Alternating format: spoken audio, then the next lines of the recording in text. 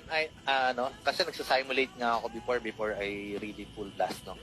When I check it, kinalculate ko, sabihin na natin, given talaga na tumagal, umabot pa ng 5 years yung, pagkita mo ng 2,000 dito. Eh actually, meron ka naman dyan pabarya-barya eh. Sabihin natin ang barya mo, $500, $700, whatever. Bago mo ma-achieve yun, sabihin natin, inabot ka ng 5 years, no? Yung iba nainip. Okay? Naghihintay na nga lang, nainip pa. Diba? Pero pag yung ex na, hintay siya nang hintay, hindi naman nainip. Diba?